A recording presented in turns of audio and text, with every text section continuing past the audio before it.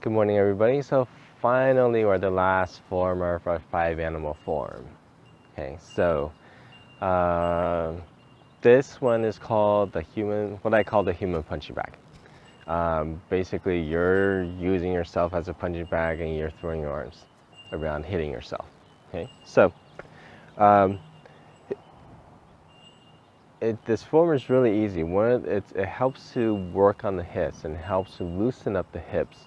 So you can start sitting better, sitting a little bit more relaxed, getting your weight down to the feet, and also getting the shoulders, the spines, working that area, loosening the spine up, stimulating the nervous system along the spine, and that'll help with the digestions, the organs, the adrenals, the kidneys, and also loosening up the shoulder. So this form actually encompasses a lot, but it's actually really easy to do. There are some key aspects to do it correctly. That's basically what you have to watch out for, and it's not that difficult. So the human punching bag. So feet shoulder width apart. And what you're going to do is you're just going to shift, or you're going to usually start out on the right side. Shift over to the right side, and you're just going to relax your body. Make sure you bend your knees a little bit. Sit down like you're sitting down on the high stool, okay? And then also just bending your hips.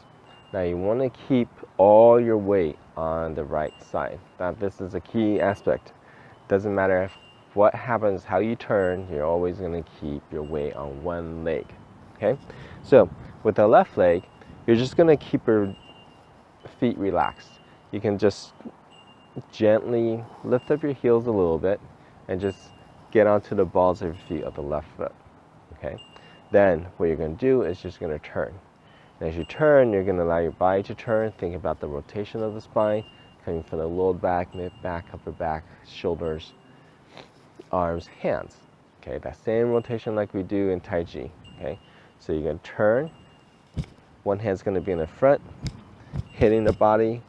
Okay, usually with the back side, with the edge of the outside of the hand. And the back is just going to be right on the tailbone area. Okay, don't come up too high, don't stay too low. Just naturally, nicely bent, with your elbows slightly bent, and coming around to this area. Okay, right about the tailbone. Okay, so we're just gonna go one direction, and then the other direction. Okay, one direction, and then the other direction. Okay, just back and forth. Okay, now, same thing, as you're doing this, as you turn, noticing that I'm keeping all my weight on my right foot, my right leg. My left leg, my left foot is relaxed. So as I turn, that's also turning, just pivoting on the balls of the feet. Now, where should you be hitting? That is up to you, that's kind of random. Now, if you feel like as you're doing these exercises, there's certain parts of the body where you feel like there's just a little bit more tension, there's a little bit more restrictions or tightness, or you can, in your chest, not necessarily abdomen, but more kind of from in this area, you can focus on hitting those areas. So let's say you feel some discomfort here, or some tension or tightness through this area, then you can focus on hitting over to the side. Now, if you feel like there's some more in the middle, you can focus on hitting in the middle. And then if you're just more on this side or in the upper chest region, you can focus on hitting the upper chest. Sometimes it just feels like, you know, the energy is blocked and you need a little bit more flow in that area, then you can do that. So from the back side, it's the same thing. My hands are coming out to the tailbone area.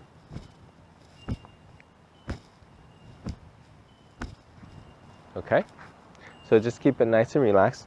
Now once you do this, the right side, all you do is you shift over to the left, making sure you get your weight down to the feet, feel like you're sitting on a high stool, hips relaxed, right foot relaxed, and same thing. Okay, back and forth, and just nice and relaxed. Try to keep your arms, shoulders, hands relaxed. Okay, so Some of the times what I see with some of my students is they'll keep their elbows bent and they end up doing this. Okay? We'll make sure you keep your elbows relaxed. Okay? Doesn't take any effort, doesn't take any force. Think about it as you're using your momentum to actually do the work. If you guys seen those Japanese like hand toys, for the older people, when during my generation, the original Karate Kid.